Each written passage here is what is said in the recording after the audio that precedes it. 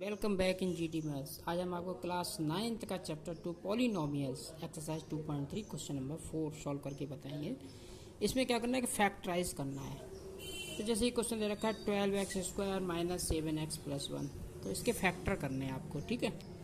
तो देखिए इसमें कितने टर्म है 1 2 3, तो इसमें मिडिल टर्म स्प्लिटिंग मेथड से सॉल्व करेंगे।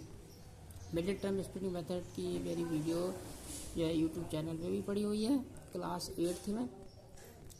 आइए यहाँ पे आपको सॉल्व करके बताते हैं। तो इसको कैसे सॉल्व करेंगे, जैसे कि ये 12x² है और ये यहाँ पे 1 है, तो ये 12 का पहले 1 में मल्टीप्लाई कर लो। 12 1 जा 12, यहाँ लिख लो साइड में 12, ठीक है। अब इस 12 के ऐसे फैक्टर करो इनका सम -7 हो जाए। कितना में हो जाए फिर से समझ लो, इस 12 के ऐसे फैक्टर करो इनका सम -7 हो जाए, तो ये आपका क्या हो जाएगा 4 3 जा 12, 4 × 3। देखिए -7 चाहिए ना, तो अभी देखिए अगर ये दोनों पॉजिटिव है तो 4 और 3 ऐड करोगे तो प्लस का 7 आएगा, जबकि चाहिए हमको कितना -7, तो ये हमें दोनों नेगेटिव लेने पड़ेंगे। ये भी नेगेटिव लेना पड़ेगा और ये भी नेगेटिव लेना पड़ेगा, ठीक है। अब देखिए -4 -3 ऐड करोगे तो -7 हो जाएगा, और -4 × -3 करोगे तो प्लस का 12 हो जाएगा, ठीक है। तो अब हम क्या करेंगे, जैसे ये लिखा है 12x², ये ऐसे ही रख देंगे, और ये जो +1 है ये +1 ऐसे लिख दिया। अब ये जो -7x है इसकी जगह पे आ जाएगा -4x और -3x, तो यहाँ पे हो गया -4x, यहाँ हो गया -3x, ठीक है। इस तरह से इस देखिए यहाँ पे कितने टर्म थे 1 2 3, अब यहाँ कितने टर्म हो गए 1 2 3 4, तो ये जो मिडिल टर्म है ये दो जगह फूट गया, इसलिए इसे बोलते हैं middle term splitting method. Split means होता है फोड़ना, तो ये जो 7x है 2 टर्म में फूट गया है ना। अब देखिए पेयर बना लो, एक पेयर ये बन गया, एक पेयर ये बन गया। इसमें क्या कॉमन है, देखिए यहाँ x², यहाँ x है, तो एक तो x कॉमन हो जाएगा, यहाँ 12 है, यहाँ 4 है, तो 12 4 में क्या कॉमन हो जाएगा 4। तो देखिए यहाँ पे क्या बचेगा, 12 के फैक्टर 4 × 3 होते हैं, तो 4 कॉमन हो गया तो 3 बचेगा, और यहाँ x² के x × x होता है, एक x बाहर आ गया तो एक x बचा यहाँ पे माइनस। देखिए -4x ये +4x पूरा कॉमन हो गया, तो यहाँ बचेगा 1। देखिए जब पूरा कॉमन हो जाता है ना कहीं पे भी, तो वहाँ पे 1 बचता है, ध्यान रखिएगा हमेशा। बहुत से बच्चे गलती कर देते हैं कि यहाँ 0 बचेगा, गलत हो जाता है ना, यहाँ 1 बचता है। अब इसमें आइए, इसमें क्या कॉमन है, देखिए यहाँ 3x यहाँ 1 है, इसमें कुछ भी कॉमन नहीं है। जब कुछ भी कॉमन नहीं होता है तो 1 कॉमन ज़रूर होता है, 1 कॉमन लिखते हैं, ठीक है। 1 कॉमन ले लिया हमने, मान लीजिए। अब देखिए अगर ये 1 कॉमन लेंगे तो यहाँ पे क्या बचेगा -3x, यहाँ बचेगा 1, क्या बचेगा -3x 1, जबकि यहाँ पे +3x आ रहा है और यहाँ पे -3x आएगा, तो हमको दोनों ब्रैकेट में सेम चाहिए, ठीक है, सेम टर्म होने चाहिए। यहाँ जितना यहाँ हो उतना ही यहाँ पे हो, तो हम क्या करेंगे माइनस भी कॉमन ले लो माइनस कॉमन ले लिया हमने यहाँ से। जब माइनस कॉमन लेंगे तो क्या बचेगा, ये प्लस का 3x, और ये देखिए ये पॉजिटिव वाला क्या हो जाएगा -1। इस तरह से ये कॉमन हो गया, ठीक है। हमेशा ध्यान रखिएगा जो इस ब्रैकेट में टर्म हो वही इसमें होना चाहिए, अगर डिफरेंट है तो गलत है। अब देखिए 1 2 3 4 टर्म्स थे, अब कितने टर्म हो गए, एक और एक, ये 2 टर्म हो गए। अब इन दोनों में क्या कॉमन है, अब इन दोनों में आपको कॉमन दिख रहा है ये 3x - 1, 3x - 1 यहाँ पे भी है, तो 3x - 1 हमने कॉमन ले लिया यहाँ पे। तो जब यहाँ से 3x - 1 कॉमन लोगे तो क्या बचेगा यहाँ पे 4x, यहाँ 4x बचा। यहाँ पे 3x - 1 जब कॉमन हो जाएगा तो क्या बचेगा -1, साफ साफ दिख रहा है -1। तो इस तरह से आपके ये जो है ये फैक्टर हो गया आपके 3x - 1 और 4x - 1, ये 2 फैक्टर हो गया। बस हमें ये फैक्टराइज ही करना था इसको, ये आपका आंसर हो गया, ठीक है। x की वैल्यू तो फाइंड नहीं करनी है, बस ये फैक्टराइज करना था आपके 3x - 1 और 4x। अब आइए सेकंड क्वेश्चन करते हैं इसका। यह है 2x² + 7x + 3। देखिए ये जो x² है ना, तो x² का यहाँ कितना लिखा है 2, तो इस 2 का पहले 3 में मल्टीप्लाई कर लो, तो 2 3 जा 6। अब इस 6 के ऐसे फैक्टर करो उनका सम 7 हो जाए प्लस का, तो 6 बन जा 6, दोनों पॉजिटिव हो गए तो 6 1 7 हो गए, ठीक है। तो 2x² और यहाँ पे +3 प्लस, अब ये 7x की जगह क्या लिख सकते हैं 6x और 1x, यहाँ पे हो गया 6x और ये हो गया 1x। ठीक, इस तरह से ये मिडिल टर्म स्प्लिटिंग मेथड इसमें भी यूज हो गया। अब वही है, एक कॉमन ले लो, इसमें ये पेयर बना लिया, इसमें कॉमन ले लो। इसमें क्या कॉमन है, 2 और x कॉमन है, तो क्या बच रहा है x प्लस 3।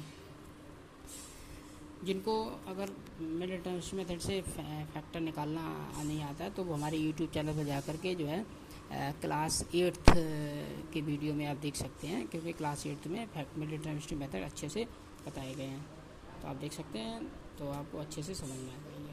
ठीक है, तो देखिए अब यहाँ क्या कॉमन है, यहाँ कुछ भी कॉमन नहीं है, 1x यहाँ 3 कुछ भी कॉमन नहीं है, तो 1 कॉमन ले लेते हैं, प्लस का 1 ले लिया, तो यहाँ क्या बचेगा x प्लस 3। ओके, अब इन दोनों में क्या कॉमन है, x प्लस 3, यहाँ क्या बचेगा 2x, यहाँ क्या बचेगा 1।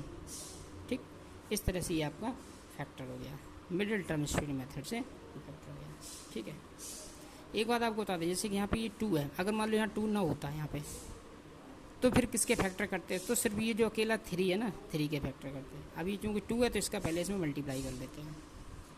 कभी कभी क्या होता है, ये ऑर्डर में नहीं दिया हो तो हमेशा ध्यान रखिएगा, डिक्रीजिंग ऑर्डर में रखते हैं, x की सबसे बड़ी पावर, फिर छोटी पावर, फिर छोटी पावर, फिर छोटी पावर, है ना। जैसे देखिए x पावर 2 है, या x पावर 1 है, या कुछ नहीं है तो x पावर 0, तो डिक्रीजिंग ऑर्डर में है। अगर कहीं नहीं है डिक्रीजिंग ऑर्डर में तो उसको डिक्रीज ऑर्डर में पहले कर लीजिए, उसके बाद फैक्टराइज करिए। ठीक है, अब आइए इसका थर्ड क्वेश्चन करते हैं।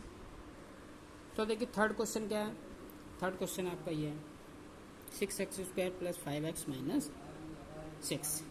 तो देखिए यहाँ पे कितना है 6, यहाँ पे कितना -6, तो इसका इसमें इंटू कर लीजिए, 6 का इस 6 में इंटू कर लीजिए, 6 इंटू -6 कितना हो जाएगा -36। ठीक है, अब -36 के ऐसे फैक्टर करिए, इनका सम +5 हो जाए, कितना हो जाए +5, तो ये आपका निकला, एक सेकंड इसको थोड़ा सा, तो ये हो जाएगा 9 इंटू 4, 9 4 या 36 होता है, हमें +5 लाना है, तो इसमें माइनस का अगर 9 लेंगे तो फिर माइनस का आएगा, हमें प्लस का चाहिए, तो ये नेगेटिव लेते हैं -4। ठीक है, इस तरह से आइए अब इसको फैक्टर कर, तो देखिए अब यहाँ पे लिखते हैं 6x² और ये -6 इधर रख दो। ठीक है, और ये जो +5x है इसकी जगह पे आपका आ जाएगा ये 9x और -4x, तो प्लस का 9x माइनस का 4x। इस तरह से ये मिडिल टर्म स्प्लिटिंग मेथड हो गया। अब इसमें पेयर बना लीजिए, ये 2 का एक पेयर बन गया, ये एक पेयर बन गया। इसमें क्या कॉमन है, इसके आपका कॉमन है, देखिए 6 है, ये 9 है, तो 6 और 9 में सिर्फ 3 कॉमन हुआ, क्योंकि 6 के फैक्टर 3 इंटू 2 और 9 के फैक्टर 3 इंटू 3, तो 3 कॉमन हो गया। यहाँ x², ये x है तो x कॉमन हो गया। यहाँ क्या बचेगा 2x, यहाँ क्या बचेगा 3। अब देखिए यू कैन सी हियर, ये नेगेटिव है, ये नेगेटिव, दिस इज नेगेटिव, तो माइनस कॉमन ले लो, क्योंकि यहाँ पॉजिटिव आ रहा तो यहाँ भी पॉजिटिव चाहिए, तो माइनस कॉमन। और यहाँ पे 4 है, यहाँ 6 है, 4 के फैक्टर 2 इंटू 2, 6 के फैक्टर 2 इंटू 3, तो 2 कॉमन हो गया, तो एक बचा x 2x प्लस 3 ये हो गया। अब दोनों में क्या कॉमन है, you can take common 2x plus 3, है ना। Now reminder here 3x, here -2, these are the factor of this question. Okay, now you can see the next question, fourth, 3x² minus x minus 4। अब इसके factor करेंगे तो सबसे पहले ये 3 का इस 4 में मल्टीप्लाई, 3 4 जा 12, -12 हो गया। अब -12 के ऐसे फैक्टर करो, उनका सम -1 हो जाए, या कितना लिखा -1 लिखा ना, यहाँ -1 हो जाए, तो 4 इंटू 3, 4 इंटू 3। अब हमको -1 चाहिए तो नेगेटिव का 4 लिया, नेगेटिव का 4 लिया, -4 प्लस 3, तभी तो -1 आएगा, और -4 इंटू 3 -12 हो गया। ठीक है, सही है, this is the correct. Now 3x² here -4। अब ये जो -x है, तो you can put the -4 and 3 at the place of -x, तो क्या रख सकते हैं -4x यहाँ से, और ये 3 plus 3x, because this is the middle term splitting method. You can see here this is the middle term and it is split into 2 terms, that is -4x and 3x. Now you can take the common from this group and this group. What is the common? Here 3, here 4, so no number is common, and here x², this is the x, so you can take common x, and remainder here 3x, minus here remainder 4, and you can take, here is no common because this is the 3x, this is the 4, no common factor, only 1 is common factor, plus 1 you can take common, so no change, 3x minus 4. Okay, now you can take the common 3x minus 4, 3x minus 4, 3x minus 4, here x plus 1, this is the remainder. So these are the factor of given question. Okay, so this is the method of middle term history method. You got the factors by middle term shifting method.